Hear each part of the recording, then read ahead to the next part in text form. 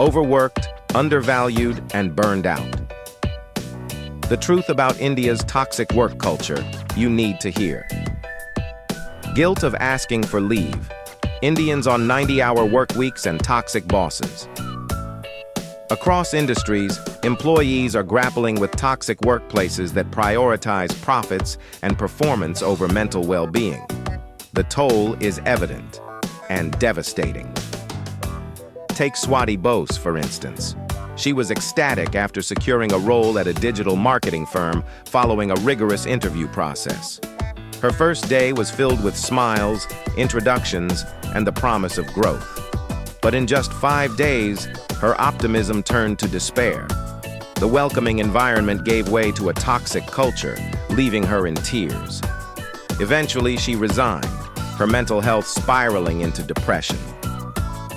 Sadly, Swati's story is not unique. While she survived, others have faced far worse. In a tragic incident, Anna Sebastian Parayal, an Ernst & Young employee, reportedly succumbed to work-related stress just 4 months into her role. Her mother, Anita Augustine, wrote a heart-wrenching letter to EY India's chairman, highlighting a workplace culture that glorifies overwork while neglecting the human being behind the role. The culture of overwork has sparked heated debates, especially after L&T chairman S.N. Subramanian's controversial suggestion that employees should work 90 hours a week, including weekends, to stay competitive. Feed the mule. This notion of a 90-hour work week is reminiscent of the coal mining era, where grueling hours and physical exhaustion were seen as a badge of honor. But is this truly commendable in today's world? Mental health experts disagree. A 10-hour workday, whether across 4 days or 7, is neither sustainable nor healthy. Research consistently shows that overwork leads to burnout, reduced productivity, and severe health issues. Yet, industry giants like Narayana Murthy, Elon Musk, and others have echoed similar sentiments about long working hours. But here's the reality. An average IT professional has a focused attention span of just 2 hours out of an 8-hour workday. Stretching that to 14 hours doesn't enhance productivity. It destroys it. As one employee aptly put it, making a mule carry a truckload of chickpeas won't turn it into a horse. Feeding it might. The alarming reality. Surveys paint a grim picture. According to the Gallup Global Workplace Report 2024, 86% of Indian employees describe themselves as struggling or suffering in their roles. Similarly, the ADP Research Institute found that 76% of Indian workers report stress negatively impacts their performance, and 49% say it affects their mental health. Globally, the numbers aren't much better. 65% of employees report workplace stress. And in India, a World Health Organization study reveals that nearly 1 in 4 employees suffers from work-related stress.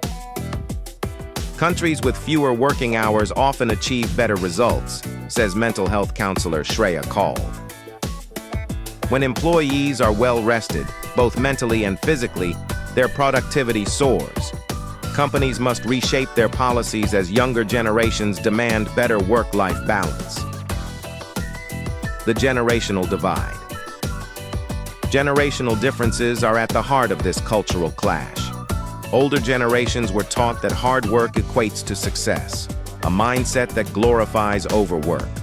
Millennials and Gen Z, however, prioritize balance and mental well-being over the traditional hustle culture.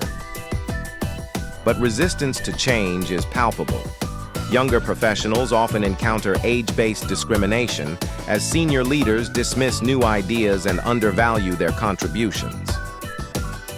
It's subtle but persistent, shares Ms. Rao, an IT professional. Older colleagues make passive-aggressive remarks like, "You don't know enough, you're too young." It's frustrating when innovation is stifled by outdated mindsets. The divide is even more evident when senior leaders insist on toxic management practices, such as micromanaging and overloading employees. Ms. Rao recalls being pressured to adopt these methods with threats to her appraisal and promotion when she refused. Stress and the guilt of taking leave. The relentless pressure often leaves employees guilty about taking time off. Vacations or personal leave are perceived as signs of unprofessionalism. Many fear the repercussions of their absence, as responsibilities inevitably fall on their teammates. I've found solace in forming support groups with colleagues who share similar struggles, says Ms. Rao. We vent, share experiences, and leave office trauma behind, but the guilt never fully goes away. In India, the high population and limited job opportunities exacerbate this issue. Employees are often made to feel dispensable, with the threat of immediate replacement looming large. The way forward. Workplace toxicity is not just about overwork. It includes harassment, favoritism, and a lack of accountability. Despite mandatory workplace sensitization programs, many companies fail to address these issues effectively. Every office has someone whose behavior makes you dread coming to work, says Ms. Rao. While some companies have measures in place, most fall woefully short. To truly support employees, companies must take proactive steps, offering mental health resources, fostering open communication, and creating a supportive environment can make a world of difference. Simple measures like team outings and informal interactions can help younger employees decompress. Conclusion. The myth that longer hours equate to better results must be dispelled. Productivity stems from motivation, well-being, and interest in the work, not sheer hours. It's time for workplaces to evolve, embracing policies that value employees as human beings, not just resources.